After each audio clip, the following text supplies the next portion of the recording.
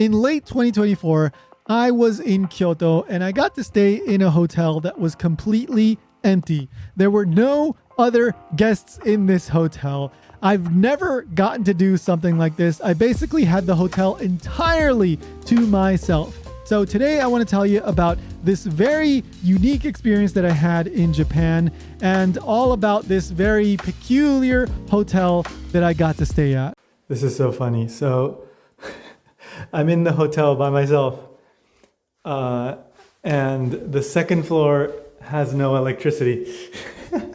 My name is Tony R. Vega. I'm the founder of JapanKey.com and the host of the Japan Station podcast. So today I want to tell you about one of the most unique hotel experiences that I've ever had in Japan.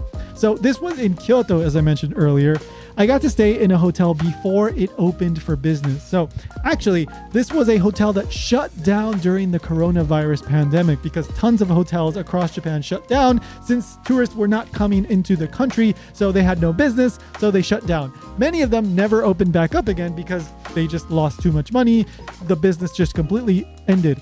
But this hotel reopened very recently, actually. I think in January of 2025, they finally opened for business, but I got to stay at this hotel before they opened to the public. The name of this hotel is Fushigina Yado. Fushigi means something like strange, peculiar, mysterious, and Yado means inn or lodging. So this is the, peculiar, unique, strange inn. It's located in Kyoto, about a 15 to 20 minute walk from Kyoto Station. And it's also about maybe 3 minutes walking distance from Gojo Station, the subway station. Gojo is the name. And that is then like a 2-minute train ride back to Kyoto Station. So it's very conveniently located. So why is this hotel so weird? Why is it so fushigi? Okay, so let me go into the history of this hotel briefly. So it originally opened several years ago, and each of the rooms in the hotel has a quirky theme. So, for example, there's one room that has tons of light switches on the wall. 99% of them don't work. They're just switches on the wall. There's only the ones that turn on the lights. Maybe there's only one or two that actually do something. The rest are just there. You can press them, but nothing happens. There's another one that has the bouldering grips for rock climbing on the walls. There's another one that has board games on the wall. There's another one that was I think it was a Japanese princess theme. That's the one that I stayed in. So each of these has a wacky theme. The weirdest one was the horror themed one, a kind of horror movie kind of themed one. There's a severed limb on one of the cabinets, and I think there was a timer that you could set so that at night they would start making weird noises, there was some kind of creature in the ceiling.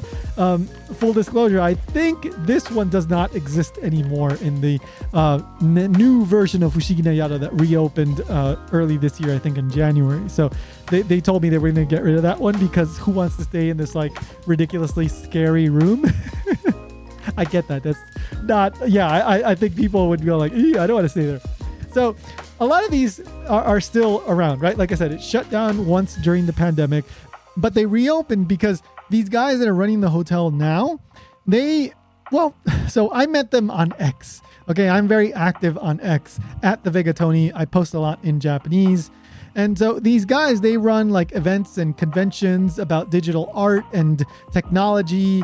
And through these events that they do, they ended up meeting the owners of this Fushigina Yado, which at the time was shut down. And so they got to talking, and eventually the owner said, "You want to do something with this space?" And they said, "Yeah, we want to do something." So they took over the hotel and they let me stay there back in October before they opened. They were still doing renovations on the property. So for example, the rooftop, I think now is a cafe or a little restaurant of some kind. Back when I was there, it was still completely in renovation. I couldn't go out there because things were just crazy. So now it should be okay. But yeah, when I was there were no other guests. And it was just empty. I could go to any room, open up the door, take a look inside. I could sleep in any room if I wanted to. I ended up sleeping there 2 nights and I stayed in the same room. It was very nice. And the rooms are quite large. But here's the thing. It is a hostel/hotel. So most of the rooms don't have a bathroom.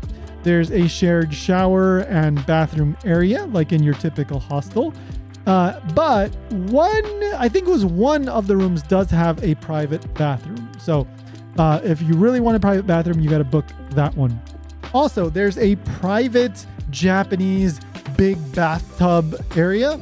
And this was really, really nice. So they let me use this for free because normally now, right, when it's open for business, you'd have to pay a little bit extra, not like a huge fee, but a little bit extra. And you could rent out this bathroom area.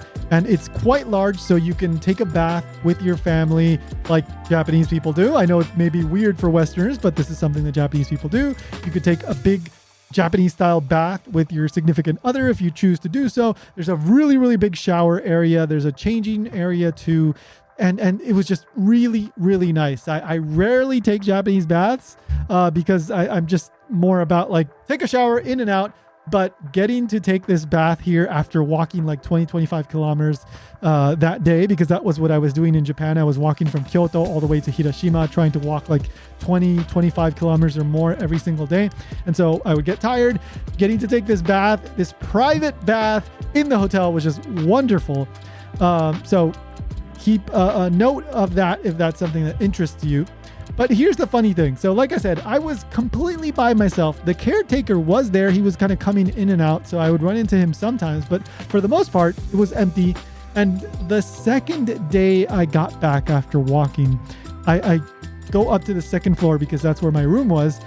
The hallway light was completely black. It was off, which was weird. But okay, whatever. I'm here by myself. The caretaker wasn't there. Maybe they turned off the lights and they haven't come back yet, or that guy hasn't come back, so he didn't turn it back on. Okay, I go to my room, the light doesn't turn on. I go to another room, the light doesn't turn on. I go up to the third floor, the lights don't turn on. Like the second and third floor did not have any electricity. So I was like, what's going on here? This is so weird. So I go back to the first floor, and I knew the caretaker was going to come back at some point in the evening. And so I just started doing things on my phone, answering emails or whatever. And then eventually, after maybe an hour or two, the caretaker comes back and I tell him like, so the second floor lights and electricity is gone. There's no electricity in the second and third floor. And he goes, oh my God, I'm so sorry. We were working on the electricity. And then I guess the breakers went off. And so there's no electricity up there. I'm so sorry. I'm so sorry. He went up and he fixed it. And I told him like, if I was a paying customer and this thing was open, I'd be complaining. But of course, like it was not open. And I understood, I was there before they were open. So I wasn't complaining. I was just joking around. But that's one of the most unique experiences I've ever had in a Japanese hotel. Going back and there's no electricity and I'm completely by myself. So that's the story that I'm going to be telling people for quite a while because it's extremely unique. Overall, I had a great experience at Fushigina Yado. It can be very expensive and very difficult to find lodging in Kyoto because Kyoto is such a popular tourist destination. But Fushigina Yado is very convenient. It's a quick walk over to the nearest train station, Gojo subway station. And if you enjoy walking, especially in Kyoto, Kyoto is a wonderful city to walk through. You can walk back to Kyoto station for I think it takes like 15-20 minutes. There's plenty of restaurants in the area. There's 2 or 3 convenience stores within walking distance. There's a very, very cheap but good ramen place that I went to called Taiho Ramen. Check that out if you're into cheap but good ramen. And there's tons of other restaurants and stuff in the area. Now I think they also have the cafe open on their rooftop. So they opened for a soft open, I guess you would call it, in January of 2025. By the time you hear this, I think they will be fully open. So I'll leave a link for a place where you can book reservations. If this is something that you're looking for, if you're going to be in Kyoto, you're okay with the location and the conditions that I described. Like I said, they're fully open, so you're not going to run into a situation where there's no electricity. That was just me because I was there like 3 months before they opened or 2 months before they opened. So that's not going to happen to you. But if this is something that interests you, check them out. They're good people that are running this. I am so grateful that they let me stay there. and they kind of sponsored me for those 2 nights because I got to save money for hotel stays, significant money, especially if you stay in Kyoto, like possibly $200 or more. So thank you so much to you guys, the Fushigina Yado team. I really, really appreciate it. I'm going to leave a link down below if you're interested. If it fits your budget and all that, great. If not, look for somewhere else. I'm not telling you to use them if it doesn't fit your needs. I just wanted to share an interesting story and let you know about something that's going on there. I'm very eager to go back and check out Fushigina Yado in its fully complete, fully Fushigi Yado form. I want to check out the cafe and the rooftop. By the way, there must be a wonderful, wonderful view on the rooftop. I didn't get to go up there, especially in the spring or autumn when the cherry blossoms are in full bloom, or the autumn when the fall colors, the leaves have changed color. Because, for example, from the 3rd floor, you can see Kyoto Tower. There's a nice view from one of the rooms up there. From the rooftop, I can only imagine it's even better. So maybe even if you're not staying there, you may want to check out to see if there's the cafe on the top, and you might get a nice view of that area. So that's my story. If you want more content like this, let me know in the comments if you're on YouTube, or you can send me an email, mail@japankyo.com. Don't forget to subscribe regardless of what platform you use, and I'll be back in the next one.